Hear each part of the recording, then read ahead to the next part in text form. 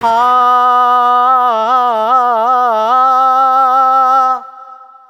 നിനക്ക് തോന്നിയില്ലേ ഞാൻ നന്നായിട്ട് പാട്ട് പാടുന്നു? ഇത് തന്നെയായിരുന്നു എൻ്റെ പ്രശ്നം. ഞാൻ ഇങ്ങനെ പാട്ട് പാടി സോഷ്യൽ മീഡിയയിൽ ഇട്ട് കഴിഞ്ഞാൽ അപ്പം തന്നെ ഫസ്റ്റ് കമൻറ്റ് വരും, വല്ല പണിക്കുമ്പോടാ. ഈ പറയണവൻ്റെ വീട്ടിൽ അവൻ്റെ വീടിൻ്റെ ഫ്രണ്ടിൽ കൂടെയാണ് ഞാൻ ഡെയിലി പണിക്ക് പോകുന്നത്. എന്നാലും അവനിത് പറയും. അടുത്ത കമൻറ്റ്, ഇവിടെ തുറക്കാൻ പാടില്ലോ, ഭയങ്കര വെറുപ്പീരാണല്ലോടാ.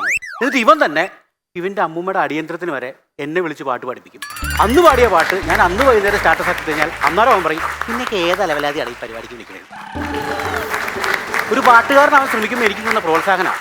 ഇത് മാത്രമൊന്നുമല്ലേ, കഴിഞ്ഞ ദിവസം ഞാൻ വൈഫിൻ്റെ ഫാമിലി എല്ലാവരും കൂടെ ലുലു മാളിൽ കറങ്ങാൻ പോയപ്പോഴത്തേക്കും ഒരു ചേട്ടൻ എൻ്റെ അടുത്ത് വന്ന്, എവിടെയോ കണ്ട് പരിചയമുണ്ടല്ലോ എന്ന്. ഞാനാണ് ഈ ഫണ്ട്സ് പോണൊക്കെ ചെയ്തിട്ട് സ്റ്റാറായിട്ട് നിൽക്കുള്ളൂ. അതെ മനസ്സാണ്, അതെ സ്റ്റാൻഡപ്പ് കോമഡിയാണ്. അത് കോമഡി അല്ല, പാട്ട് പാടുമോ? പിന്നെ ഞാൻ സ്കൂളിലും ഫേസ്ബുക്കിലൊക്കെ ഇഷ്ടംപോലെ പാട്ട് പാടി തിളങ്ങി വെക്കുക. അപ്പോൾ പറഞ്ഞ് ഫേസ്ബുക്കും വാട്സപ്പൊന്നും എനിക്കില്ല, നമ്മൾ അടുത്തിരുന്ന് ഇങ്ങനെ പാടിയിട്ടുണ്ട്. ഗാനമേളയ്ക്ക് പാടുവോ? അല്ല. പെട്ടെന്ന് പുള്ളി പറയുവാണേ, മുല്ലപ്പന്തൽ ഷാപ്പിൽ ഡെസ്കിൻ്റെ അപ്പുറത്തും ഇപ്പുറത്തും ഇരുന്ന് നമ്മൾ കൈകൊട്ടി പാടിയിട്ടുണ്ട്. ഇത്രയും സോഷ്യൽ മീഡിയ കിടന്ന് ഞാൻ അലറി വിളിച്ചിട്ട് പുള്ളിക്ക് അതൊന്നും പറ്റിയില്ല. ഞാൻ പണ്ടെങ്ങാണ്ട് ഷാപ്പിൽ പോയ സാധനമാണ് വരുന്നത്. ഞാൻ വൈഫിനോട് പറഞ്ഞ്, പുള്ളി കള്ളാണ്, പറയുന്ന മുഴുവൻ കള്ളമാണ്. കഷ്ടകാലത്തിനപ്പം തന്നെ എൻ്റെ മൊബൈൽ റിങ് ചെയ്ത്. അതാണ് ഈ മറ്റേ പാട്ട്, കുതന്ത്രതന്ത്രതന്ത്രമൊന്നും അറിയില്ലടാ, കുടിച്ച കള്ളമൊന്നും പറയില്ലടാ. ഈ പാട്ടൊക്കെ നമുക്ക് തന്നെ പാരേ. അതുകൊണ്ട് ഞാൻ വിചാരിച്ചു ഇനി പാട്ടുകൊണ്ട് ഞാൻ രക്ഷപ്പെടില്ലെന്ന് വിചാരിച്ചിട്ട് പാട്ടുകൊണ്ട് നമുക്ക് എങ്ങനെ പ്രസിദ്ധി നേടാൻ പറ്റില്ല, കുപ്രസിദ്ധി. പാട്ട് വെച്ചുകൊണ്ട് ഞാനിപ്പോൾ ഇൻഫ്ലുവൻസറാണ്, അതായത് പഫ്ലുവൻസർ. മനസ്സിലായില്ലേ? അതായത് പാട്ട് വെച്ചിട്ട് ഞാൻ സോഷ്യൽ മീഡിയ കണ്ടന്റുകളായ കുത്തിത്തിരിപ്പ്, വിവാദം, മോട്ടിവേഷൻ, തേപ്പ്, ഇങ്ങനെയുള്ള സാധനങ്ങളെ കുറിച്ച് ആൾക്കാർ ക്ലാസ് എടുക്കണം. ഉദാഹരണത്തിന് നമുക്ക് പ്രസിദ്ധി പറ്റിയില്ലെങ്കിൽ കുപ്രസിദ്ധിയാവുക. ഒരു 2 വരി എടുത്തിട്ട് നമുക്ക് പെട്ടെന്ന് വിവാദത്തിലേക്ക് കയറാൻ പറ്റും. ഉദാഹരണത്തിൽ വളരെ നിർദോഷമായ ഒരു പാട്ടാണ്, ആലായാൽ തറ വേണം, അടുത്തൊരമ്പലം വേണം. ഇത് പാട്ടി കിറ്റായി കഴിഞ്ഞാൽ ചെറിയ മാറ്റം അങ്ങ് കൊടുക്കുക. ആലായാൽ തറ വേണോ, അടുത്തൊരമ്പലം വേണോ. അപ്പം തന്നെ ചെറിയൊരു കുത്തിത്തിരിപ്പ് അവിടെ വന്നു കഴിയും. അടുത്ത വരി എന്ത് ചെയ്യണം വെച്ചാലേ നമ്മളങ്ങ് രജിസ്റ്റർ ചെയ്യണം. ആലായാൽ തറ വേണ്ട, അടുത്തൊരമ്പലം വേണ്ട, ആലിനു ചേർന്നൊരു കുളവും വേണ്ട. തറ വേണ്ടെന്ന് പറഞ്ഞുകൊണ്ട് തറകൾ ഇടപെടും, അമ്പലം വേണ്ടെന്ന് പറഞ്ഞുകൊണ്ട് മതവികാരം വ്രണപ്പെടും, പിന്നെ കുളം വേണ്ടെന്ന് പറഞ്ഞുകൊണ്ട് പരിസ്ഥിതി പ്രവർത്തകർ ഇടപെടും. ഒരു 3 ആഴ്ച സോഷ്യൽ മീഡിയയും സൊസൈറ്റിയിൽ നിന്നങ്ങ് കത്തും. സത്യമായിട്ട് പറഞ്ഞാൽ ഇനി അടുത്തത് സ്ത്രീ പ്രാതിനിധ്യം. അതായത് പാടം പൂത്ത കാലം. ഈ പാട്ട് കേട്ട് കഴിഞ്ഞാൽ നിങ്ങളെല്ലാവരും സപ്പോർട്ട് ചെയ്യും. പക്ഷെ എനിക്ക് സപ്പോർട്ട് ചെയ്യാൻ പറ്റത്തില്ല. കാരണം ഇത്രയും റൊമാൻറ്റിക് ആയിട്ടുള്ള ഡ്യുവറ്റ് പാട്ടിൽ സ്ത്രീ പ്രാതിനിധ്യം എന്ന് പറയുന്നത് വെറുതെ ഹമ്മിങ്ങിൽ 1% താഴെയൊക്കെ ഒതുക്കി നിർത്തിയിരിക്കുക. എനിക്കിത് പറ്റില്ല. പക്ഷേ മലയാള സിനിമ തന്നെ ഇത് കൃത്യമായിട്ട് അളന്നു കുറിച്ച് 50% സംവരണം ഉറപ്പാക്കിയ ഒരു പാട്ടിറക്കിയിട്ടുണ്ട്. കേട്ടിട്ടില്ലേ? കണ്ണിൽ മിന്നുന്ന തിളക്കം, ദൂരെ തോണി പട്ടിപ്പള തിളുക്കം, ദൂരെ അന്തിക്ക് ചെന്തെങ്കിൽ ചെണ്ണുകിൽ ചാന്തിട്ട് പൂക്കില തോൽക്കും ഗതം. ഇത്രയും കൃത്യമായിട്ട് സംവരണം പാർലമെന്റ് കൊണ്ടില്ല. കൃത്യമായിട്ട് ചെയ്ത സാധനമാണിത്. അതുപോലെ തന്നെ നമുക്ക് അടുത്ത എന്താ വെച്ചാൽ, നമുക്കറിയാം സ്ത്രീ എന്ന് പറയുന്നത് പുരുഷന്മാരുടെ വിജയത്തിന് എപ്പോഴും പിന്നിൽ നിൽക്കുന്ന ആളാണെന്ന്. അല്ലേ ഡയനക്ക് സംശയമുണ്ടോ? അത് സംശയം ഉണ്ടെങ്കിൽ തന്നെ ഞാൻ അതൊരു വിജയത്തിലേക്ക് ഞാനൊരു പാട്ടിൻ്റെ പോർഷൻ പറഞ്ഞുതരാം. അതിൽ കൃത്യമായിട്ട് വരച്ച് കാണിക്കുന്നുണ്ട്. മേഘത്തേരിൽ ആ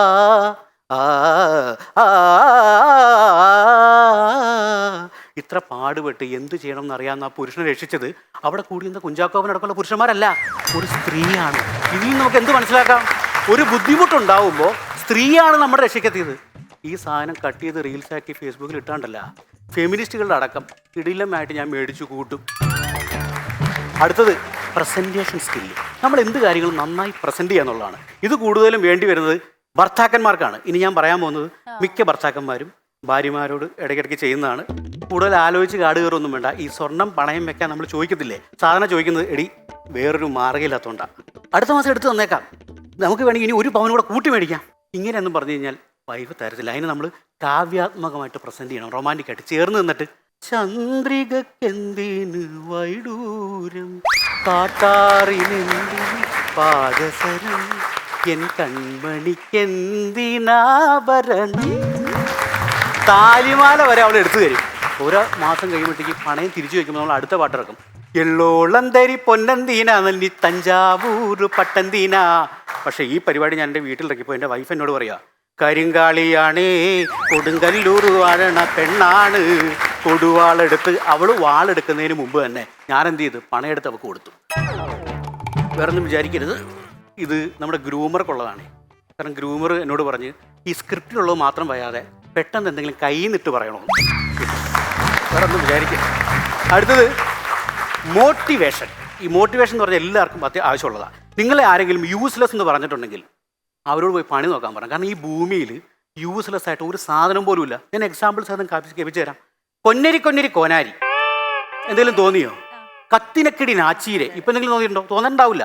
ചില്ലിനക്കിടി നാച്ചിക്കട്ടോരെ പ്രത്യേകിച്ച് ഉപയോഗമൊന്നുമില്ലാത്തൊരു സാധനം. പക്ഷേ ഈ സാധനം ഇങ്ങനെ കേട്ടു നോക്കി, കൊന്നരി കൊന്നരി കോനാരി കത്തിനക്കിടി നാച്ചീരെ ചില്ലിനക്കിടി നാച്ചിക്കട്ടോരേ.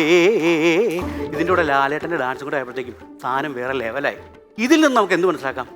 ഉപയോഗശൂന്യമായ സാധനങ്ങളെ നല്ല കഴിവുള്ളവരെ കൈ കിട്ടിക്കഴിഞ്ഞാൽ അവനൊക്കെ വേറെ ലെവലാവുന്നു. പുതിയ പടത്തിൻ്റെ കാസ്റ്റിംഗ് ഒക്കെ കഴിഞ്ഞിട്ടില്ലെങ്കിൽ വേണ്ട രീതിയിൽ ഉപയോഗിക്കുകയായിരുന്നെങ്കിൽ ഞാനൊക്കെ വേറെ ലെവലായിരിക്കും. അല്ലെങ്കിൽ വീണ്ടും ഈ കൊന്നരി കൊന്നരി പാടിക്കൊണ്ട് ഞാനിവിടെയൊക്കെ നിൽക്കേണ്ടി വരും. അതാണ് പറയാൻ ഉദ്ദേശിച്ചത്. അടുത്തത് ഡിപ്രഷൻ. എല്ലാവരോടും ചോദിച്ചാലും എനിക്ക് ഡിപ്രഷനാണ്. എനിക്കും ഉണ്ടാവാറുണ്ട്. എനിക്ക് ചില പാട്ടുകൾ കേട്ട് കഴിഞ്ഞാലേ പെട്ടെന്നൊക്കെ ഡിപ്രഷനാവും, ഭയങ്കര നിരാശ തോന്നും. ഒരു പാട്ടാണ് ദൂരെ കിഴക്കുദിക്കും മാണിക്കച്ചെമ്പഴുക്ക. ഈ പാട്ട് കേട്ട് കഴിഞ്ഞാൽ നിങ്ങൾ ഓർക്ക് എങ്ങനെയാണ് ഡിപ്രഷൻ ഉണ്ടാവുന്നത്? ഈ ചരണം ഭാഗത്തൊരു സാധനം ഉണ്ടെന്നേ കേട്ടോ.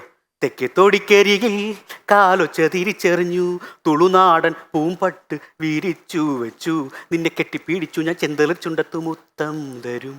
ഒന്ന് ആലോചിച്ച് വെക്കണേ. തെക്കേത്തൊടിയിൽ വന്ന് തുളുനാടൻ പട്ട് വിരിച്ചു കെട്ടിപ്പിടിച്ച് ചെന്തളിർ ചുണ്ടത്തിൽ ലിപ്പ് ലോക്ക് ചെയ്ത് അങ്ങനെ നിൽക്കുമ്പോൾ അവിടെ എന്തെങ്കിലും നടക്കുമെന്ന് വിചാരിക്കുമ്പോഴത്തേക്കും അടുത്ത ലൈൻ പറയുകയാണ്, ഒരു കൃഷ്ണത്തുളസിപ്പൂ നുള്ളി മുഴുത്തുമ്പിൽ ചാർത്തി തരൂ.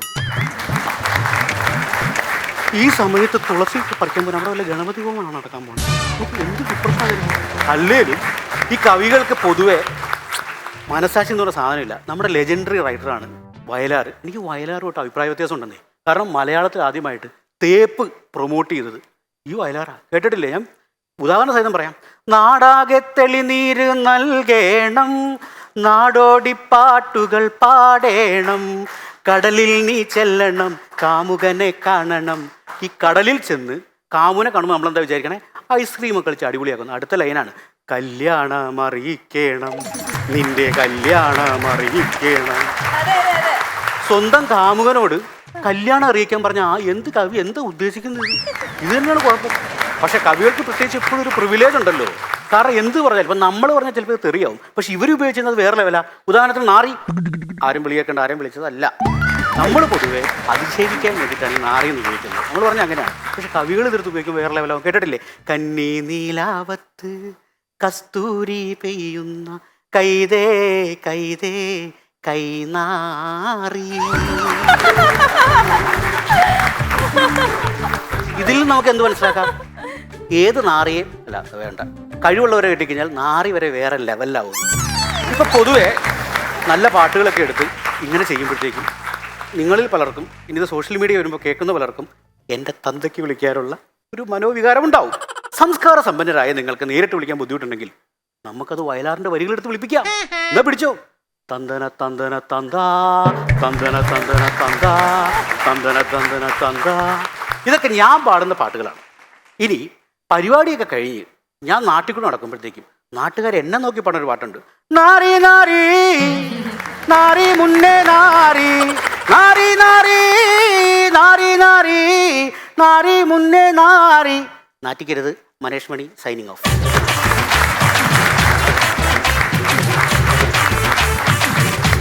Once upon a time, once upon a time.